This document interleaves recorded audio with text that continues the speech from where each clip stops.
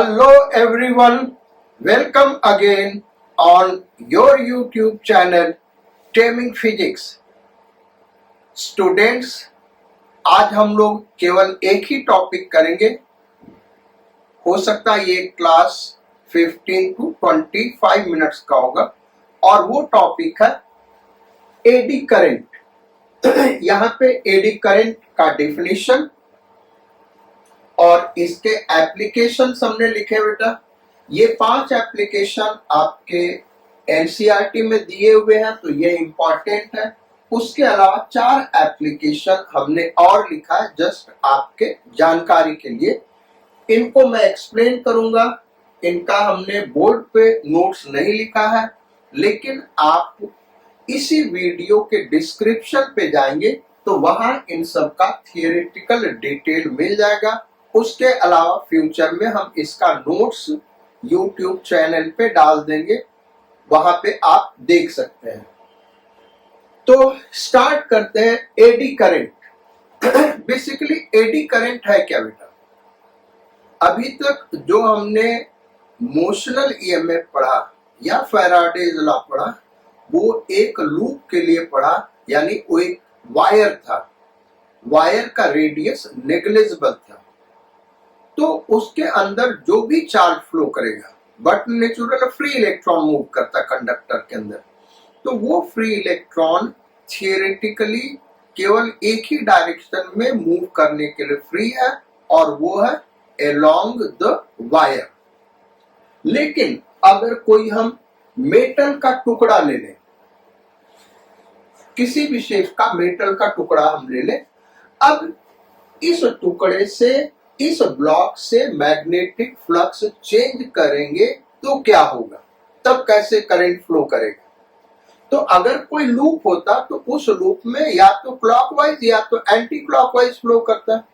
लेकिन ये जो मेटल का ब्लॉक है, इसको हम कह सकते हैं large number of conducting wire से मिलकर बना है, इसलिए यहाँ पे जो करंट फ्लो करेगा वो एक वर्लपूल के फॉर्म में फ्लो करेगा। वर्लपूल का मतलब क्या हुआ? जैसे किसी लिक्विड में या वाटर में टर्बुलेंट फ्लो होता है तो वहां पे वर्ल्स यानी ऐसे सर्कुलर करंट फॉर्म होता है लिक्विड का। तो इस फॉर्म में इसके अंदर करंट फ्लो करता है। इस करंट को हम क्या कहते हैं? Eddy current. इसको हम एक बार फिर से अच्छे से एक्सप्लेन करेंगे बेटा। पहले इसका डिफिनीशन क्या है वो हम एक्सप्लेन कर देते, फिर एक एक लाइन अलग से एक्सप्लेन करेंगे। So when magnetic flux linked with a metal changes with time, current is induced in the metal in closed loop in the shape of whirlpools in a liquid, and it is known as eddy current. यहां तक हमने पढ़ा। तो क्या कह रहा है? Eddy current क्या है? अगर कोई कंडक्टर ले ले किसी भी शेप का और इसके साथ जो मैग्नेटिक फ्लक्स लिंक हो रहा है वो टाइम के साथ चेंज करे, तो इसके अंदर करंट फ्लो करने लगेगा। किस फॉर्म में भाई? वर्लपूल के फॉर्म में। वर्लपूल का मतलब क्या हुआ? जैसे लिक्विड के अंदर वर्ल फॉर्म होती है, वैसे ये करंट फ्लो करेगा। वो क्लॉकवाइज होगा या एंटी क्लॉकवाइज होगा, वो डिपेंड करेगा कि फ्लक्स किस तरीके से है, फ्लक्स का डायरेक्शन क्या है, वो इंक्रीज कर रहा है या डिक्रीज कर रहा है। इसका एक एग्जाम्पल हमने यहाँ पे बहुत ही अच्छा एग्जाम्पल दिखाया है। एक मेटल डिस्क है बेटा, जैसे कॉइन है उस टाइप का। आप बड़ा सा मेटल डिस्क ले लें, यहाँ व्हाइट कलर का हमने दिखाया है, और ये एक नॉर्थ पोल है मैग्नेट का, जो कि डिस्क के तरफ मूव कर रहा है कोई भी वेलोसिटी v से। अब जब ये डिस्क की तरफ मूव कर रहा है तो जो मैग्नेटिक फ्लक्स डिस्क से लिंक हो रहा है वो क्या हो रहा है? टाइम के साथ इंक्रीज कर रहा। अगर इस फिगर को देखो तो इस डिस्क को हम ऐसे बना दें, इस डिस्क को हम ऐसे बना दें, तो नॉर्थ पोल ऊपर से जा रहा है यानी मैग्नेटिक फील्ड क्या होगा, इनवर्ड जा रहा होगा। इसके अंदर magnetic field line inward inter कर रही होगी। जैसे जैसे नॉर्थ पोल नजदीक आएगा मैग्नेटिक फील्ड स्ट्रेंथ बढ़ेगा, इसलिए मैग्नेटिक फ्लक्स जो लिंक हो रहा है वो इंक्रीज करेगा। तो मैग्नेटिक फ्लक्स इनवर्ड है और वो क्या हो रहा है भाई, इंक्रीज कर रहा है। ये हो गया कॉज।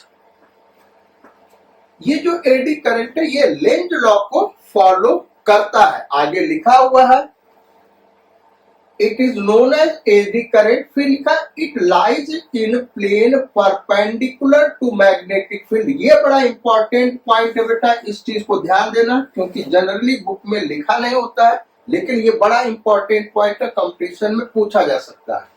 एडी करंट किस प्लेन में लाई करता है उसको हम एक्सप्लेन करते हैं अभी, लेकिन आगे का लाइन देख लेते हैं। It follows Lenz law and opposes the cause due to which it is produced। तो ये एडी करंट जो फ्लो करेगा वो लेंज लॉ को फॉलो करेगा। तो लेंज लॉ क्या भी, कॉज क्या है, इनवर्ड फ्लक्स बढ़ रहा है, तो उसको अपोज कैसे करें, आउटवर्ड फ्लक्स होना चाहिए। आउटवर्ड फ्लक्स यानी डॉट फ्लक्स, डॉट फ्लक्स यानी कौन सा पोल बनना चाहिए, नॉर्थ पोल, नॉर्थ पोल यानी एंटी क्लॉकवाइज करें। तो इस पूरे सॉलिड के वॉल्यूम में एंटी क्लॉकवाइज करंट फ्लो करने लगेगा, और चूंकि ये एक एडी के फॉर्म में है इसीलिए हम इसको क्या कहते हैं, एडी करंट। तो इस तरीके से करंट इसमें फ्लो करने लगेगा इस पूरे वॉल्यूम के अंदर, और वही चीज हमने वहां पे डिस्क में दिखाया, पूरे कंडक्टर के अंदर इस टाइप से करंट फ्लो करने लगेगा। ये बड़ा सिंपल केस दिखाया बेटा, अदरवाइज बहुत ही कॉम्प्लेक्स है, तो ऐसा नहीं सोचना कि हमेशा सर्कुलर फॉर्म में ही एडी करंट फ्लो करेगा, लेकिन मोर और लेस शेप यही होता है। तो क्या कह रहे कि it follows Lenz law and opposes the cause due to which it is produced.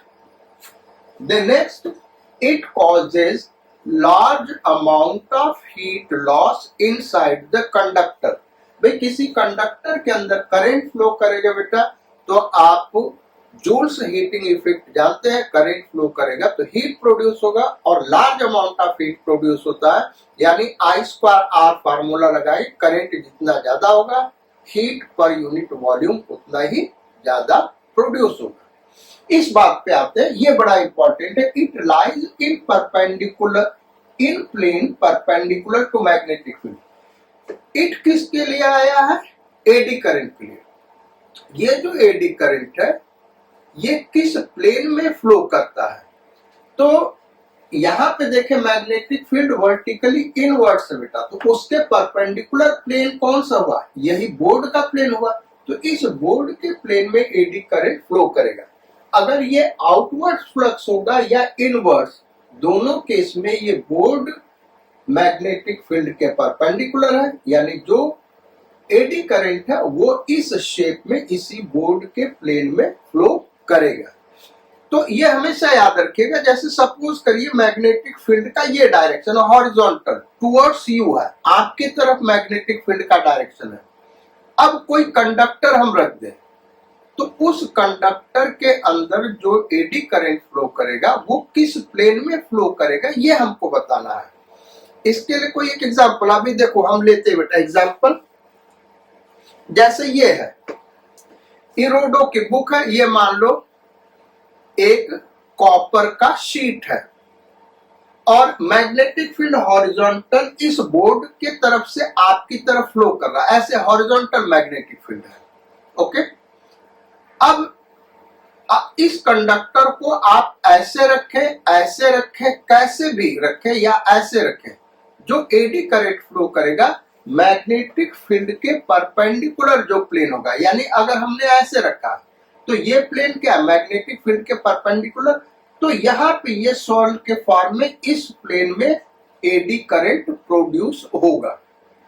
अगर इसी को हम ऐसे रख देंगे, अब देखो एडी करंट कैसे प्रोड्यूस होगा, तो यहाँ पे इस फॉर्म में यहाँ पे सर्कल बनेगा, इसके ऊपर, इस थिकनेस के ऊपर सर्कुलर फॉर्म होगा। वो अलग का बात है कि पूरे वॉल्यूम में इधर भी फ्लो करेगा, लेकिन ऐसे सर्कुलर फॉर्म में एडी करंट फ्लो करेगा। ये चीज आपको ध्यान रखना है। तो एडी करंट जो फ्लो करता है बेटा, वो हमेशा किस प्लेन में फ्लो करता है? मैग्नेटिक फील्ड के डायरेक्शन के परपेंडिकुलर प्लेन में। अब इसके एप्लीकेशंस बड़े इंटरेस्टिंग है भाई, और वो एप्लीकेशन जानना हमारे लिए बहुत ही इंपॉर्टेंट है।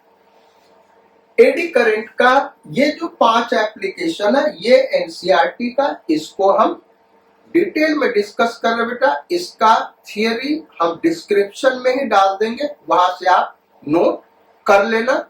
और उसके अलावा फ्यूचर में हम इसको अपने टेमिंग फिजिक्स का जो जीमेल अकाउंट है उसमें डाल देंगे, तो वहां से भी आप नोट कर सकते हो। उसके अलावा ये 4 एप्लीकेशन है, इनको शॉर्ट में हम डिस्कस करेंगे।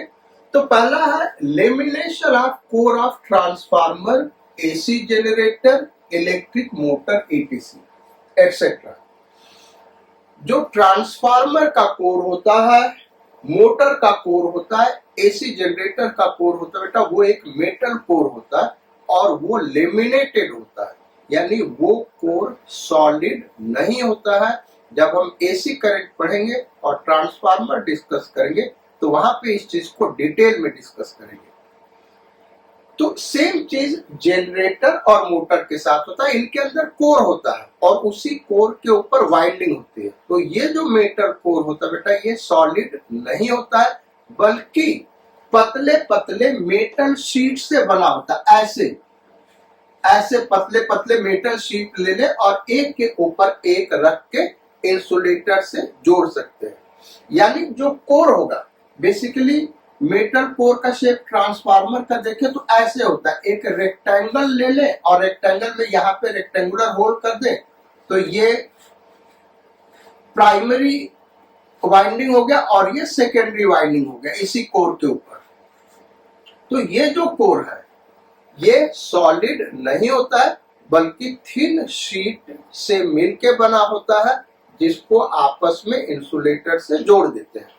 फिर से अगर हम इसी बुक से दिखाएं तो इस पे सपोज कर लो एक रेक्टेंगुलर होल है, एक आर्म ये हो गया ट्रांसफार्मर का, एक आर्म ये हो गया, इधर वाइंडिंग हो गया, इधर वाइंडिंग हो गया, इधर तो होल है पूरा। तो ये जो मेटल कोर है ये पूरा का पूरा सॉलिड नहीं है, बल्कि जैसे आपको पेजेस दिख रहे हैं बेटा, ऐसे थिन मेटल शीट से मिलके बना होगा। ओके, और थिन मेटल शीट से क्यों बनाते हैं? क्योंकि इसका इफेक्टिव रेजिस्टेंस बढ़ जाएगा। इफेक्टिव रेजिस्टेंस क्यों बढ़ जाएगा? इसका बड़ा सिंपल सा रीजन है और इसको हम यहीं पे समझा रहे हैं। जैसे सपोज करो ये एक शीट हम ले ले भाई, पूरा सॉलिड है, इसका थिकनेस दिखा रहा है, तो इसमें एडी करंट सपोज कर लो ऐसे एंटी क्लॉकवाइज फ्लो कर रहा है, ऐसे anti clockwise eddy current flow कर रहा है। अब यही अगर थिन शीट से मिलके बना है, देखो आपको दिखा रहे हैं, इस तरीके से थिन शीट से मिलके बना बेटा, तो अब क्या होगा? ये जो लाइन है ये सारा क्या इंसुलेटर है, यानी ये शीट नंबर 1, शीट नंबर 2, 3, 4, 5 ये सारे के सारे इंसुलेटर से जुड़े हुए हैं। तो अब इस वाले में एडी करंट ऐसे फ्लो करेगा, ये यहाँ पे ऐसे, यहाँ पे ऐसे, इस टाइप से यहाँ पे ऐसे एडी करंट फ्लो करेगा, ऐसे एडी करंट फ्लो करेगा, या ऐसे फ्लो कर सकता, ऐसे ये पाथ ले लेगा एंटी क्लॉकवाइज या क्लॉकवाइज। तो इस तरीके से जो करंट का पाथ का लेंथ वो बढ़ गया, और करंट के पाथ का लेंथ बढ़ गया यानी रेजिस्टेंस इंक्रीज कर गया। रेजिस्टेंस बढ़ जाएगा तो पावर होता है, power is directly proportional to I square R. अब रेजिस्टेंस अगर डबल हो गया तो करंट क्या हो जाएगा? हाफ हो जाएगा, और ये आई स्क्वायर तो ये 1/4 हो जाएगा और ये 2 टाइम्स हो जाएगा, यानी पावर क्या हो जाएगा? हाफ हो जाएगा। भाई रेजिस्टेंस अगर हम डबल कर दें, ये 2R कर दें, तो ये क्या हो जाएगा I/2, तो ये हो गया I²/4। तो पावर क्या हो गया बेटा, हाफ हो गया ना इनिशियल पावर का। तो इसलिए हम लेमिनेशन करते हैं transformer core, AC generator core या मोटर कोर का। सेकेंड एप्लीकेशन पे आते हैं, मैग्नेटिक ब्रेकिंग इन ट्रेन।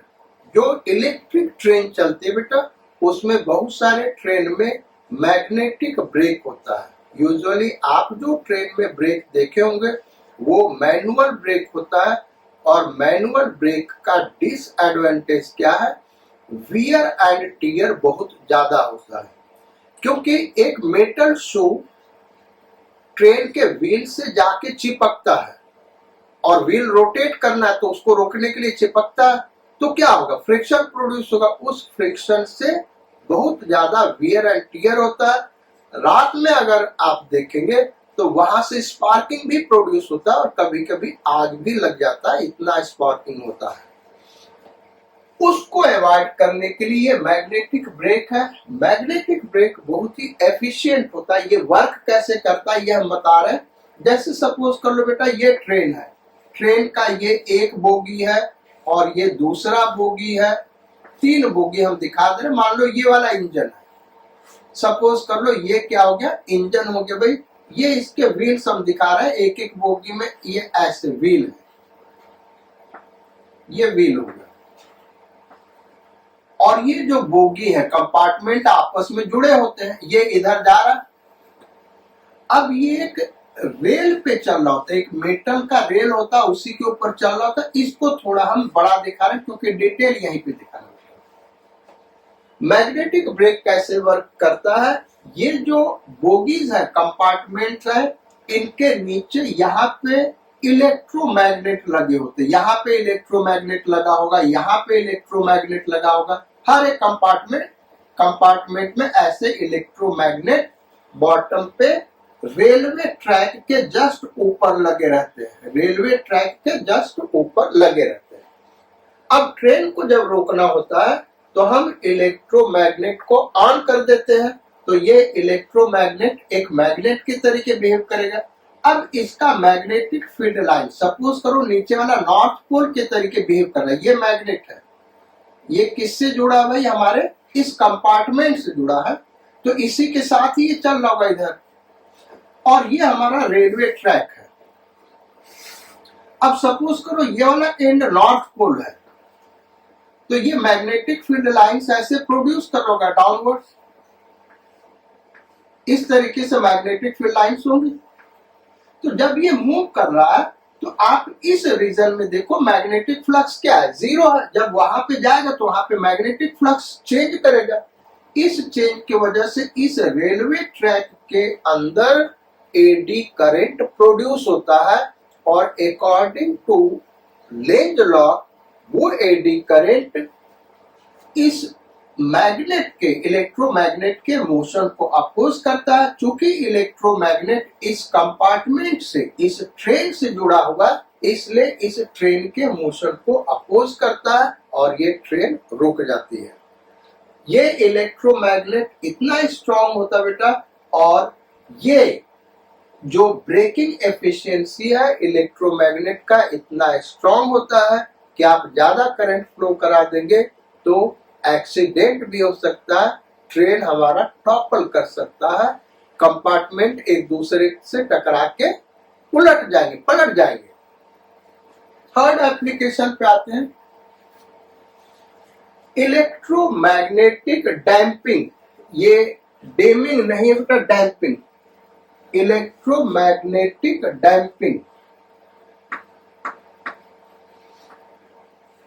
इलेक्ट्रोमैग्नेटिक डैम्पिंग में क्या होता है, जब हम गैल्वेनोमीटर यूज करते हैं बेटा, तो गैल्वेनोमीटर से जब रीडिंग हम लेते हैं तो उसका निडल जो होता है, जब करंट फ्लो करता है तो वो फ्लक्चुएट करता है। फ्लक्चुएट करता है मतलब ये गैल्वेनोमीटर का स्केल है और यहाँ पे निडल ऐसे है। अब जब हम करंट फ्लो कराते हैं तो ये निडल को मान लो यहाँ पे आके रुकना है, तो ये क्या होता है, यहां से आगे बढ़ जाएगा, फिर वापस आएगा, फिर आगे आएगा, पीछे, ऐसे इस तरीके से ऑसिलेट करने के बाद फिर इस रीडिंग पे आके रुकता है। यानी वो डायरेक्ट यहाँ पे न रुक के आगे बढ़ जाता ड्यू टू इनर्शिया, फिर वापस आएगा, फिर आगे ऑसिलेट करेगा और फिर धीरे धीरे आके अल्टीमेटली 3-4 सेकंड बाद अपने फाइनल रीडिंग पे रुक जाता है। ऐसा आपने अपने लैब के अंदर ऑब्जर्व किया होगा। लेकिन अगर हम जो गैल्वेनोमीटर का है उसका कोर आप देखें, उसी सिलिंड्रिकल कोर होता है और उसी सिलिंड्रिकल कोर के ऊपर कॉइल लपेटा गया होता है। गैल्वेनोमीटर ऑलरेडी हमने आपको पढ़ाया हुआ बेटा। गैल्वेनोमीटर में क्या होता है, यहाँ एक नॉर्थ पोल है और यहाँ एक साउथ पोल है। बेसिकली ये हॉलो सिलिंड्रिकल पोल्स होते हैं और यहाँ पे एक कॉइल है जो इसके अंदर रोटेट करता है। जब करंट फ्लो करता है तो उस पर टॉर्क लगता है, इसके वजह से रोटेट करता है और ये रोटेट करेगा तो निडल इसी से कनेक्टेड होता है, तो निडल रोटेट करेगा। इस तरीके से हम रीडिंग पाते हैं। यहाँ पे ये जो सिलिंड्रिकल कोर लगाया गया है, इसको लगाने का पर्पस क्या होता है भाई? हमको तो ये जो कॉइल है इसको लपेट कर रखना यहाँ पे, तो हम सिलिंड्रिकल कोर मेटल का भी रख सकते हैं, सिलिंड्रिकल कोर इंसुलेटर का भी रख सकते हैं, सिलिंड्रिकल कोर किसी भी हल्के चीज का रख सकते हैं, मेटल का रखना जरूरी नहीं है। लेकिन अच्छे गैल्वेनोमीटर में मेटल का कोर रखा जाता है। उसका रीजन ये है कि जब कॉइल के ऊपर टॉर्क लगेगा और ये रोटेट करेगा तो ये कोर, मेटल कोर भी साथ में रोटेट करेगा, क्योंकि उसी के ऊपर चढ़ाया गया है, उसी के ऊपर माउंट किया गया है कॉइल को। तो कॉइल रोटेट करेगा तो मेटल कोर भी रोटेट करेगा और ये रोटेट करेगा तो इससे जो मैग्नेटिक फ्लक्स लिंक होगा वो टाइम के साथ चेंज करेगा और जब मैग्नेटिक फ्लक्स चेंज करेगा तो इसमें एडी करंट प्रोड्यूस होगा और वो अकॉर्डिंग टू लेंज लॉ इस सिलिंड्रिकल कोर के मोशन को अपोज करेगा। तो होगा क्या कि ये बहुत धीरे धीरे रोटेट करेगा और धीरे धीरे रोटेट करेगा तो नीडल घूमते घूमते फाइनल रीडिंग पे स्लो मोशन में जाएगा और रीडिंग को ओवरशूट नहीं करेगा, वहां पे जाके रुक जाएगा। इसी को हम कहते हैं इलेक्ट्रोमैग्नेटिक डैम्पिंग। ये यूज है यहाँ पे। नेक्स्ट आते हैं इंडक्शन फर्नेस। इंडक्शन फर्नेस क्या है बेटा? किसी मेटल ओर से अगर हमको मेटल एक्सट्रैक्ट करना है तो हमको क्या करना होगा? उसको मेल्ट कराना पड़ेगा। अब उसको मेल्ट कराने के लिए हमको इलेक्ट्रिकल पावर से भी मेल्ट करा सकते हैं। किस तरीके से? हम क्या करते हैं, एक फर्नेस लेते हैं और इस फर्नेस में हमने ये मेटल ओर के लंप डाल दिए, ये टुकड़े हमने डाल दिए जिनको मेल्ट कराना है। और ये जो फर्नेस है इसके ऊपर कॉइल की वाइंडिंग होती है। इस तरीके से कॉइल की वाइंडिंग होती है। हम दूसरे कलर से दिखा दे रहे हैं, यानी एक सोलेनॉइड के शेप में इसके ऊपर कॉइल का वाइंडिंग होगा। तो यहां से वाइंडिंग से हम एसी करंट इसमें फ्लो कराते हैं। जब एसी करंट फ्लो कराएंगे तो सोलेनॉइड में आप जानते हैं करंट फ्लो करता है तो मैग्नेटिक फील्ड प्रोड्यूस होता है। अल्टरनेटिंग करंट फ्लो करेगा तो क्या होगा बेटा? उस मैग्नेटिक पोल की वजह से कभी ये नॉर्थ पोल होगा, फिर हाफ साइकिल बाद ये साउथ पोल हो जाएगा। यानी मैग्नेटिक फ्लक्स कभी ऊपर की ओर होगा, फिर अगले हाफ साइकिल में नीचे, फिर अगले हाफ साइकिल में ऊपर। यानी इस ओर का मैग्नेटिक फ्लक्स टाइम के साथ चेंज करेगा और जब मैग्नेटिक फ्लक्स चेंज करेगा तो इसमें करंट इंड्यूस होगा, एडी करंट इंड्यूस होगा इस ओर के अंदर और उसके वजह से ये मेल्ट कर जाएगा। इसी को हम कहते हैं इंडक्शन फर्नेस। और ये बहुत ही एफिशिएंट फर्नेस होता है बेटा। इसमें एनर्जी का लॉस नहीं होता है। अदरवाइज इसको हीट करने के लिए आप यहाँ पे अगर आग लगा रहे हैं कुछ चीज कोयला जला रहे हैं, पेट्रोल जला रहे हैं, गैस जला रहे हैं, तो बहुत सारा हीट उसका बाहर एटमॉस्फेयर में चला जाता है। लेकिन इस करंट की वजह से जो भी एनर्जी कन्वर्ट होगा अल्टरनेटिंग करंट का एडी करंट में, वो इसी के अंदर चेंज हो जाएगा और उससे कोई लॉस नहीं होता है। Next, electric power meter. आप घरों में देखे होंगे इलेक्ट्रिक पावर मीटर होता है, यानी आपका जो बिल आता है उसके लिए घर के बाहर या जहां भी एक मीटर लगा होता है और उस मीटर में रीडिंग आता है। अगर आप मीटर को देखेंगे ध्यान से बेटा, तो उसके अंदर एक सर्कुलर डिस्क होता है इस तरीके से, जो रोटेट करता है और यहीं से ये रीडिंग आती है। बेसिकली ये रोटेट क्यों करता है? अगेन इसका रोटेशन इसी एडी करंट के वजह से होता है, यानी जो करंट आप ले रहे हैं अपने घर में उसका एक स्मॉल पार्ट 0.1% या उससे कम पार्ट कंज्यूम होता है इस मीटर रीडिंग को चलाने के लिए, इस मीटर को चलाने के लिए। इसके अंदर जब एडी करंट प्रोड्यूस होता है तो ये रोटेट करने लगता है बेटा, और वहीं से इलेक्ट्रिक पावर मीटर की रीडिंग आती है। तो ये हो गया हमारा 5 एप्लीकेशन जो एनसीईआरटी में दिया हुआ। अब उसके अलावा क्या एप्लीकेशन बेटा? जैसे मैग्नेटिक लेविटेशन। मैग्नेटिक लेविटेशन क्या बेटा? बेसिकली अगर हम कोई सुपर कंडक्टर ले लें, क्या ले लें भाई? Super conductor. सुपर कंडक्टर का आप जानते हैं बेटा रेजिस्टेंस एग्जैक्टली 0 होता है। क्या होता है? रेजिस्टेंस एग्जैक्टली 0 होता है। इसके ऊपर आप कोई भी मैग्नेट ले आएंगे तो होगा क्या? फ्लक्स यहाँ पे चेंज करेगा। पहले ये मैग्नेट यहाँ पे नहीं था, पहले ये मैग्नेट यहाँ पे नहीं था, आप कैसे भी इधर लेके आएंगे, सपोज कर लो इसका नॉर्थ पोल लेके आए तो इनवर्ड फ्लक्स इंक्रीज किया।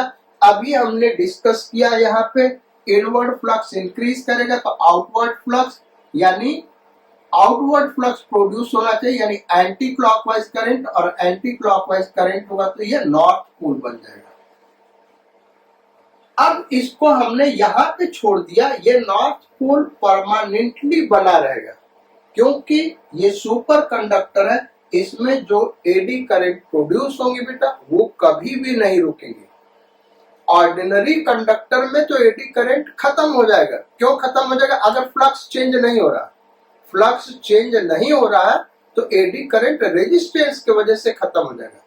यहाँ पे एक बार आप ले आए, फ्लक्स चेंज हो गया, उसके बाद ये यहीं पे रुका हुआ, अब फ्लक्स नहीं चेंज कर रहा है, तब भी यहाँ पे एडी करंट बना रहेगा क्योंकि ये सुपर कंडक्टर है, इसका करंट कभी भी 0 नहीं होगा और ये हमेशा इसको रिपेल करता रहेगा, ऐसे ये हवा में टंगा रहेगा।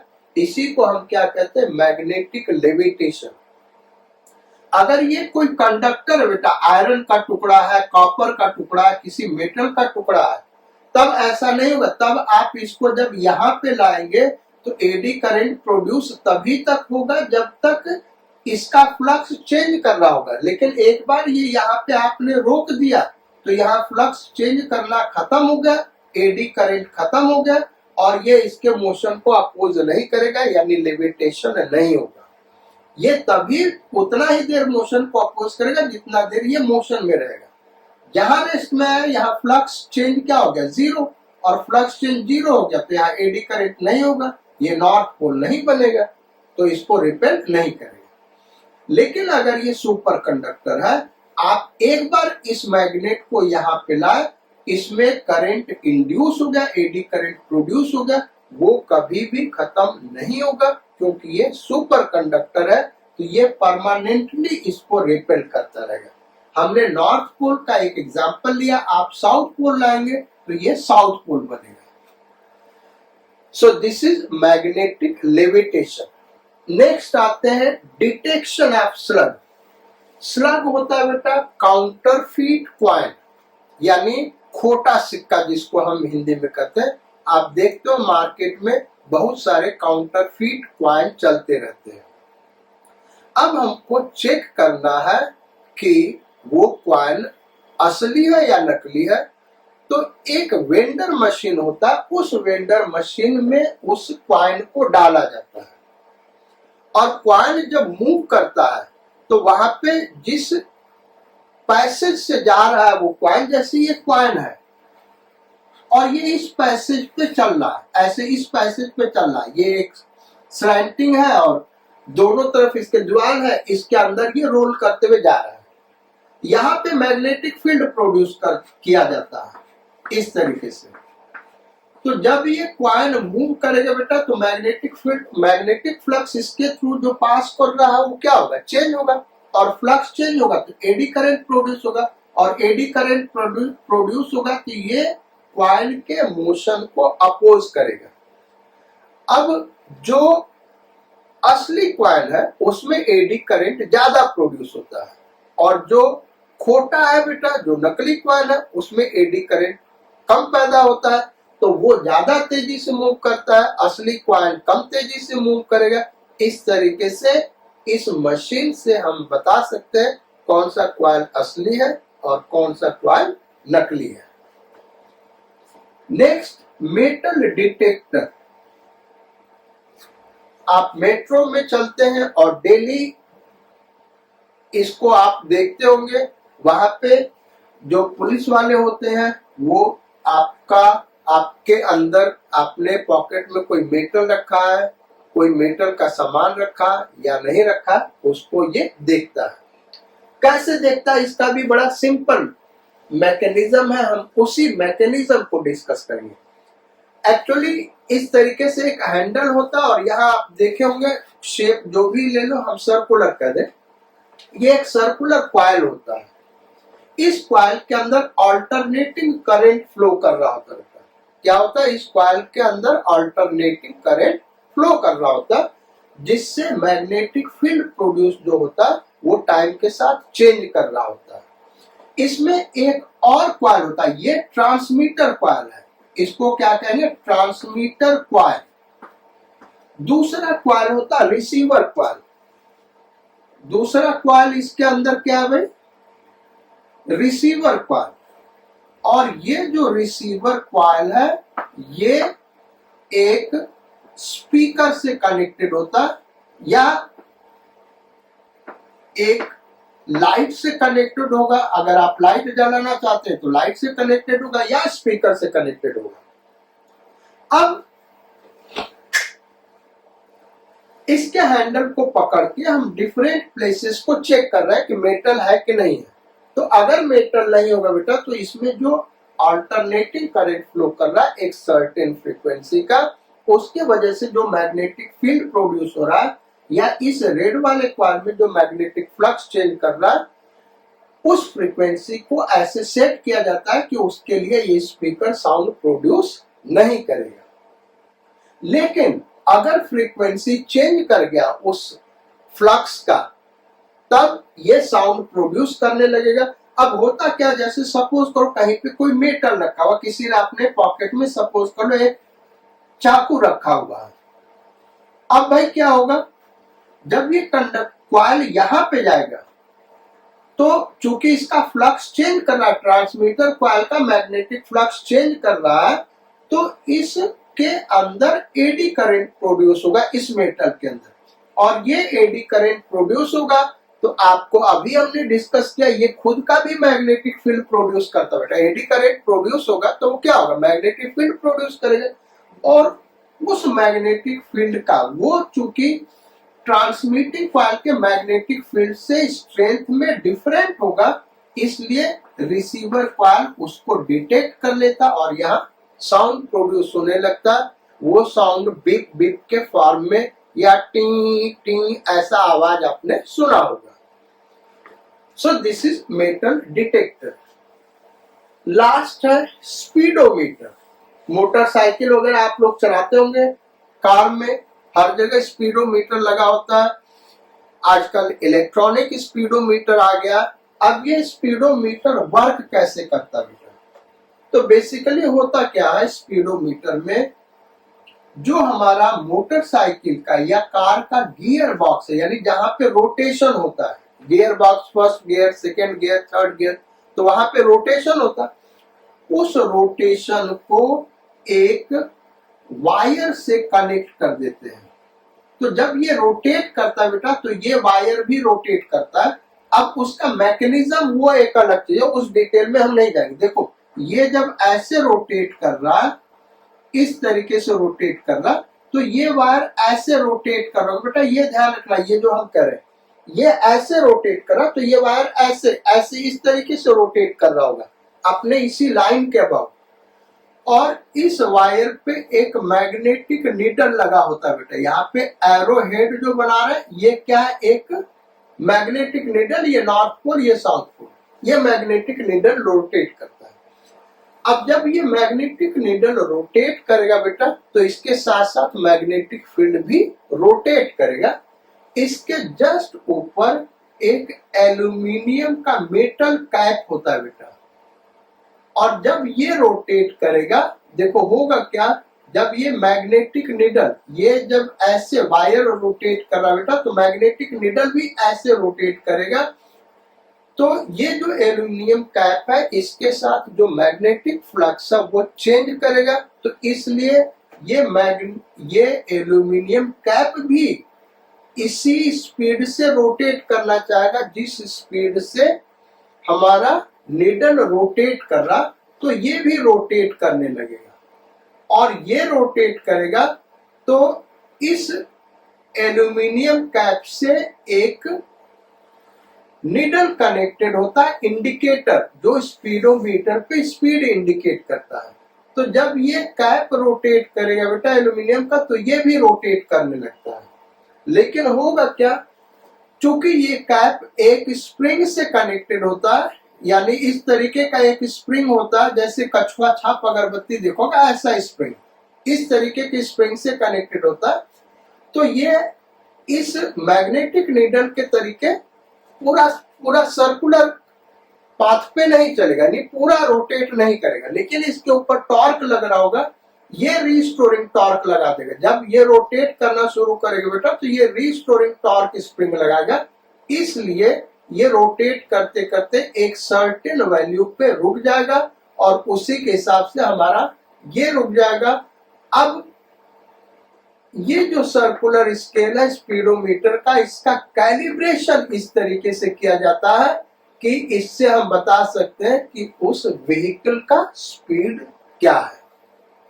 तो इस प्रिंसिपल पे ये वर्क करता है, यानी स्पीडोमीटर भी एडी करंट के ही प्रिंसिपल पे वर्क करता है। तो आज का क्लास यही हम खत्म करते बेटा। नेक्स्ट क्लास जब हम करेंगे तो इसके आगे बढ़ेंगे, मोस्ट प्रोबेबली सेल्फ इंडक्शन हम स्टार्ट करेंगे। तब तक आप इन चीजों को पढ़िए और हमारा जो वीडियो बेटा अपने फ्रेंड्स के साथ शेयर करिए। Do take good care of your health and your studies. Sayonara, Godspeed and bon voyage.